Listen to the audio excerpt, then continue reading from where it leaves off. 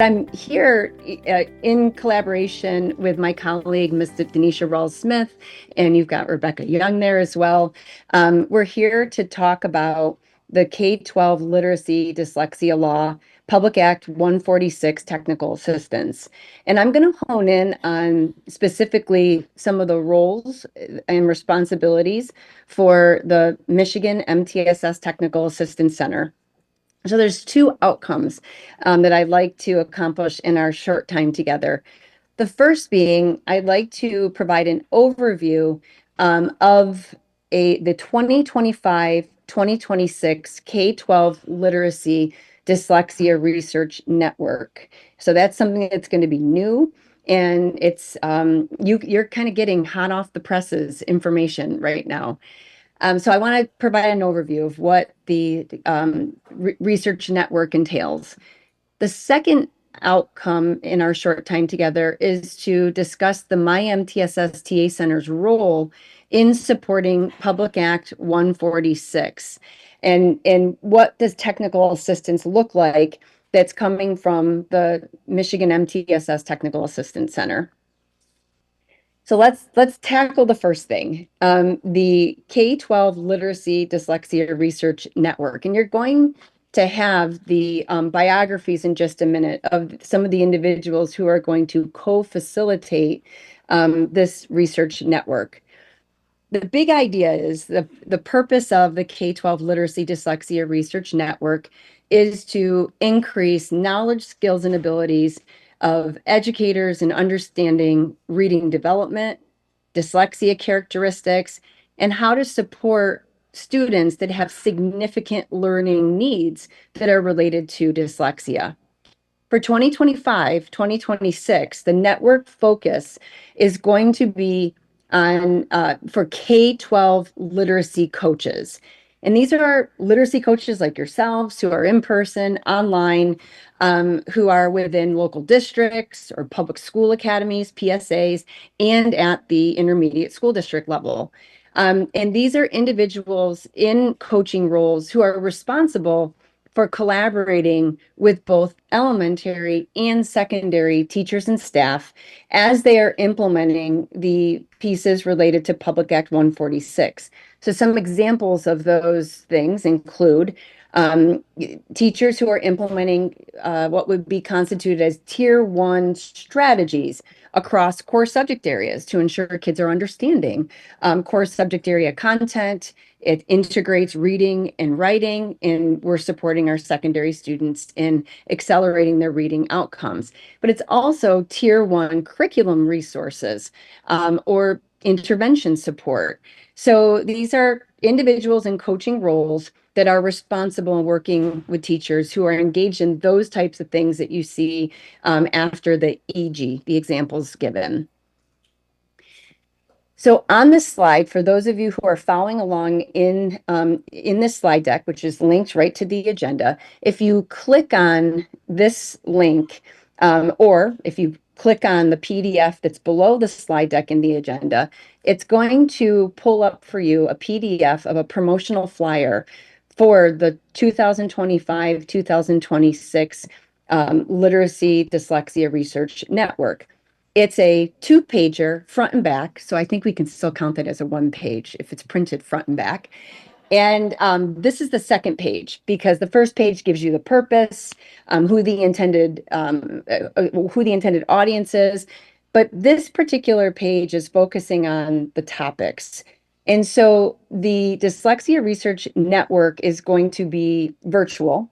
So there's 8 virtual learning sessions, and the topics that are going to be covered, so these are 90-minute sessions across 8 periods, so about every 6 to 8 weeks.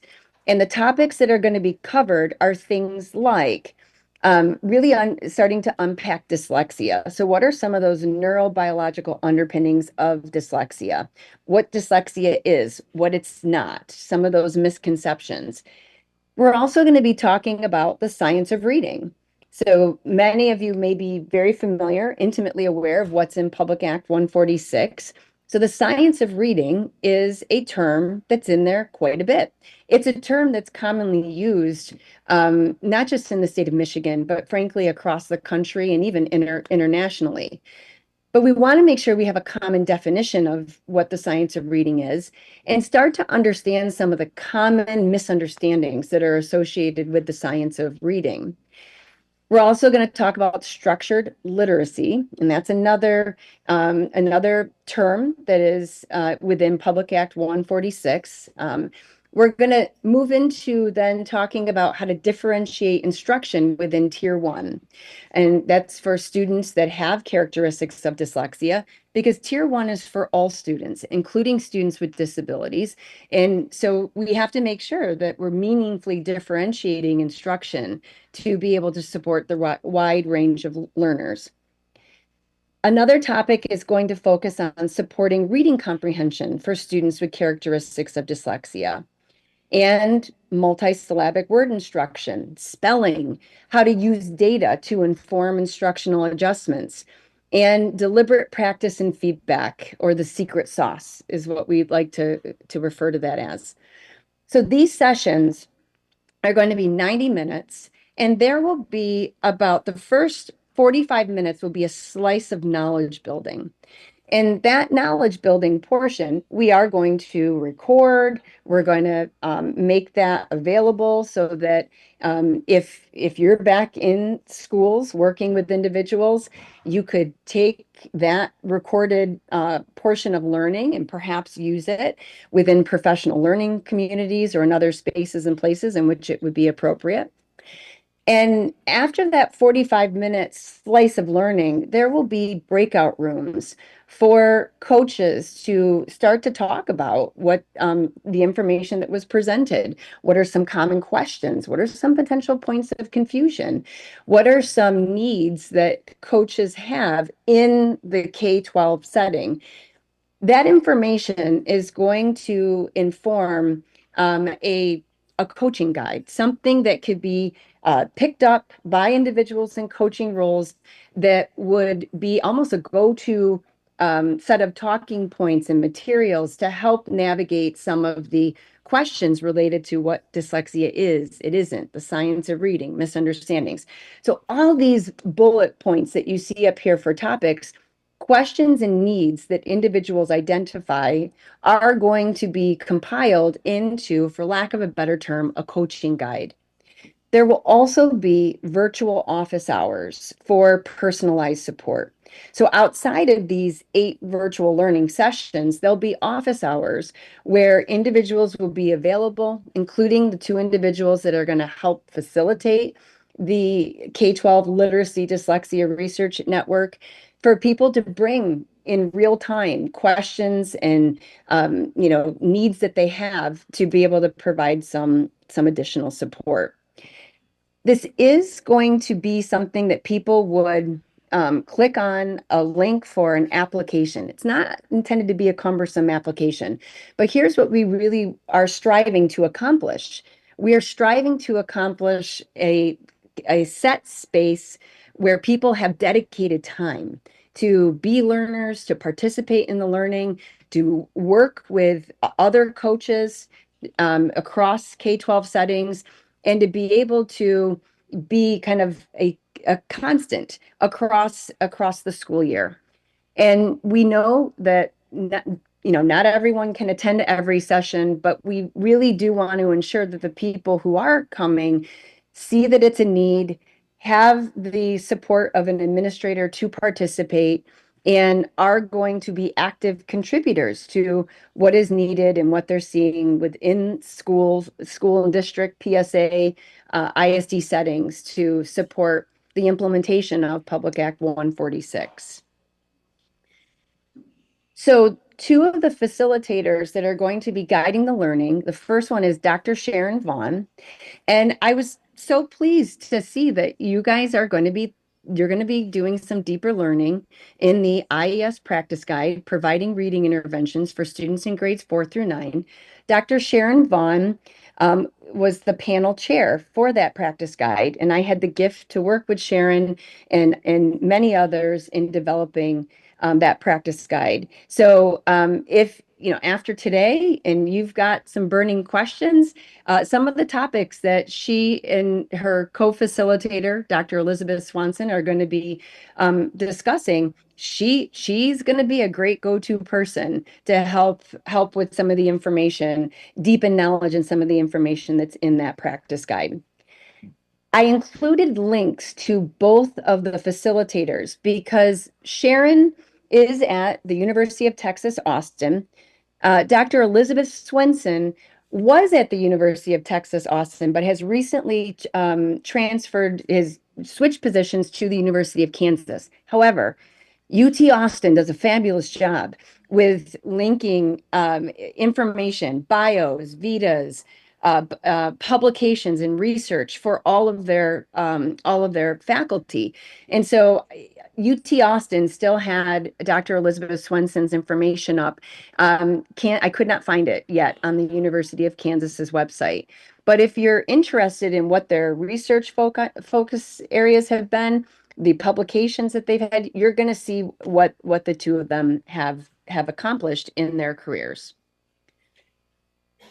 So now moving into the second outcome for our time together, which was talking about how Michigan's MTSS Technical Assistance Center is going to help support Public Act 146. And I just want to say, I get a lot of questions across the state, and people say, well, where's your office? Where is the My MTSS organization located? And we really don't have an organization. We are really guided and funded by Michigan Department of Education. We have some federal funding sources, but that's because of state type grants, state education agency grants. So our work responsibilities, the TA Center's work responsibilities, are determined in collaboration with two offices within Michigan Department of Education and leaders within those offices and senior leadership as well. We do have our priorities outlined collaboratively with Michigan Department of Education, and it is to align the professional learning, consultation services that we're providing, and resources and materials that we're developing to Public Act 146 and to Michigan Department of Education's guidance for PA 146. So Miss DeNesha Rawls-Smith, Rebecca, who's there, and all the others in the literacy unit, we do work shoulder to shoulder with them and in being able to support Public Act 146 and to support literacy work within the state of Michigan. We also work together to put on the Dyslexia Summit. That's just another example of the shoulder to shoulder collaboration. The focus of the MyMTSS TA Center's Public Act 146 work includes, I just gave 3 things just to start to give people a schema of how we're supporting the law. We are going to be working with our MDE colleagues to assist in the Tier 1 elementary curriculum and materials, the list that's going to be posted as a part of Public Act 146. We're also assisting with the screening and progress monitoring assessment list. Both of those things, per the law, need to be released by January 1st of 2026. And then the third bullet is deceptively simple. It's deceptively simple. It's develop dyslexia expertise and provide professional learning as outlined in Section 7A through F. So for those of you who have read Public Act 146, Section 7 outlines several types of professional learning, different areas that people need to make sure that they have access to. And our marching orders very much are to support the development of professional learning in those areas. I gave you just a sample of the 2025-2026 professional learning topics that are already being scheduled. And I'm not going to go through all of these, and you can certainly read what's on the slide. But the goal is that every single thing that you're seeing up here on this slide especially aligns with portions that are in Public Act 146. We do have an explicit instruction facilitator network, but we also have a structured literacy series. And we're also talking about how to transform Tier 1 literacy instruction, something for coaches and administrators, and something that would be for educators. And because the definition of dyslexia also includes the secondary consequence being social, emotional, behavioral difficulties, we also have professional learning that is available for Tier 1 classroom social emotional behavior support. So how do we prevent, teach, and respond to behavioral difficulties in classroom settings, in intervention settings? And so I did make sure to include an integration topic that's really looking at social emotional behavior, but it integrates very much with an overall instruction, and in this case, literacy instruction. We also have several family partnership professional learning sessions that are being scheduled for next year, some of which are general information that align with the My Family framework, like family partnerships, foundations, and principles. But then there's other topics that discuss family partnerships in the context of different topic areas: family partnerships in MTSS, family partnerships in literacy, and family partnerships in multilingual learners. We also have gotten a tremendous amount of feedback about some of the challenges associated with family partnerships, family engagement. And so we've included a session on how to bust barriers, how to deal with some of those challenges related to partnering with families. So these are things that are going to be available starting in the 2025-2026 school year. I also get a lot of questions about what's our role in supporting the MTSS systems. And I am a big believer that MTSS is only as good as the evidence-based practices, the curriculum resources, and the assessments that are within that framework. It's like an umbrella. And I work with a lot of states across the country. I'm actually going to be heading to Wyoming to their MTSS conference that talk about MTSS generically, not necessarily applied to a topic area. So in this case, in the context of Public Act 146, we're talking about literacy and dyslexia characteristics. Secondary consequences of dyslexia include social, emotional, behavioral difficulty. So really the systems that we're going to be talking about are in the Reading Tiered Fidelity Inventory, or the RTFI as an acronym. And that outlines the data, the systems, and the focus of evidence-based practices to accelerate literacy outcomes. It's already a Michigan state approved fidelity measure. It aligns with many of the components of Public Act 146. And even though it has the R for reading, it also integrates social, emotional, behavioral supports, and it includes items for writing as well. So I just want to be transparent about that. Our professional learning is going to align with those pieces in the Reading Tiered Fidelity Inventory. And for my PBIS peeps that are out there, we also align our professional learning with the school-wide PBIS Tiered Fidelity Inventory.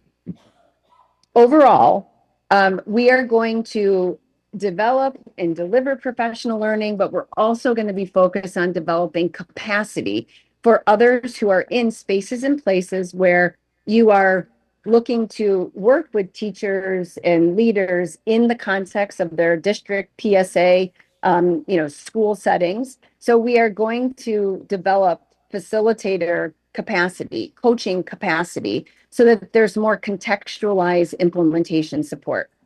More information will be forthcoming, but it is an area that we're very much actively working on with our colleagues within Michigan Department of Education.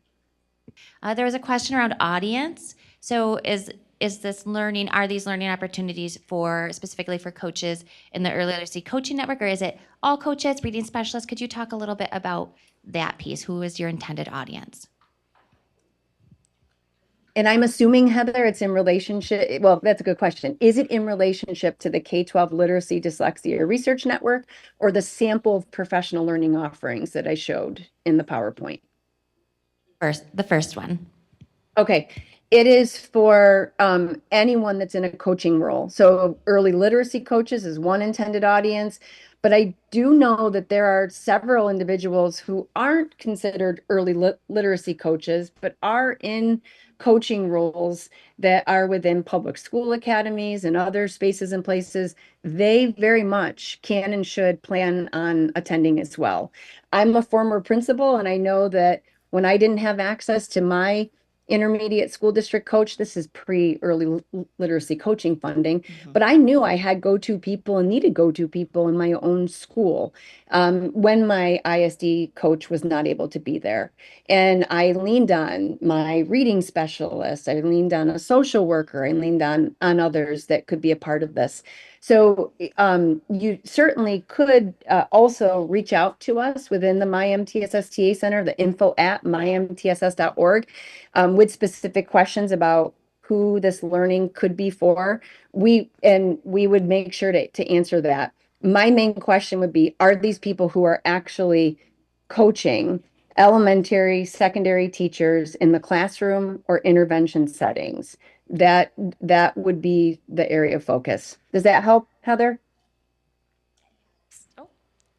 Yes, thank you. And then a second question was, if they are part of that network, will all of the other professional learning opportunities be filtered out to all of them so they can sign up directly, or should they keep an eye on the MTSS website so they can take advantage of those other opportunities? Yeah, so the good news of this, and this is why I love collaborating with Michelle, is we already have tentative dates, and I have privately shared those with Michelle just yesterday. We are going to have this available. We're going to do an email blast that's going to go to anyone who's currently on our listserv.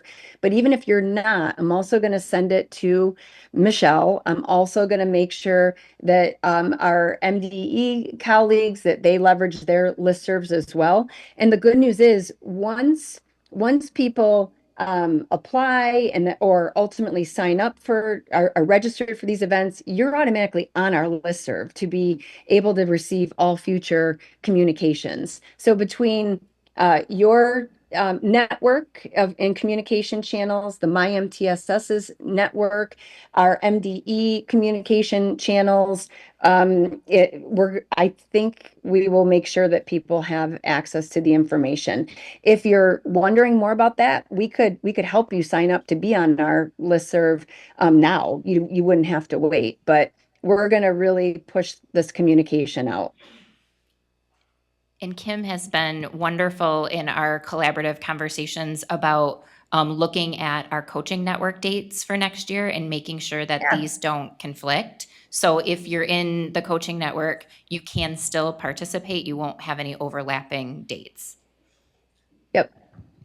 One final question around the PA 146 side of things and adapting curriculum. There's a question in the chat. If a district is looking at adapting curriculum in their next year, what suggestions might you have, and maybe a connection to 35M, if you could speak to that just for a moment. Well, I would like I'm going to put someone on the spot. I'm going to put Miss DeNesha Rawls-Smith on the spot. Is she able to answer the question? Because she has, I want to make sure the talking points are clear, because I do know there is some confusion about 35M and PA 146, and DeNesha has really wonderful, clear talking points. DeNesha, did I put you on the spot, my friend? Of course you did, my friend. It's okay. Heather, so it sounds like the question is more about the relationship between the two. So definitely, we are publishing the curriculum list in June. We are on track with evaluations. The Committee for Literacy Achievement, excuse my back, hold on. The Committee for Literacy Achievement is on track with the evaluation process. The list will be published early June. Look there first, I would say, because what is funded through Section 35M is aligned with PA 146. But I do want to be clear, and this is a big confusion. Once we publish the list for PA 146, you're not required to choose from that list. That list, and this is for curriculum only, that list is just simply saying these things are aligned. You don't have to wonder about these things. But the law states that you have to align with the criteria. The approved list that you have to choose from, that you must choose from, is assessment. It's not curriculum. So that's a misconception. So and we have a kind of side-by-side chart on our website to compare Section 35M and PEA 146. So I'm going to say it one more time because I hear people still throwing it around. So once we publish the assessment list, districts must choose from that screening list. That is a must. That is a requirement. We will also publish a curriculum list. This is PA 146. You don't have to choose from that list.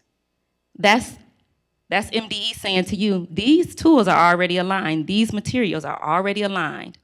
But you can look at the criteria and decide, my curriculum is also already aligned. So you don't have to choose from the curriculum list. Now with Section 35M, if you want to be funded, you need to choose from that list. That's a grant. It's a grant. So if you want to be funded, you would choose from the Section 35M list. And that'll be ready in June, okay? I'm here all day. No, I'm just kidding. Thank you so much, Kim and DeNesha, for that and sharing with us and taking a moment for questions. I will turn it over to Michelle, and if there's other questions, we'll gather those after this. If there's things in the chat or what might be, we'll gather that. But just to help move us forward, I'm going to give it back to Michelle. I think we all would agree that it eases our minds to know that there is such high quality professional learning being planned, and that it's done in a way that's not going to take you away from your coaching work. It's a 90-minute segment every 6 weeks that's really going to allow for you to embed that learning, have the video, be able to really apply that and not feel like you're stepping away from your job in order to go to professional learning.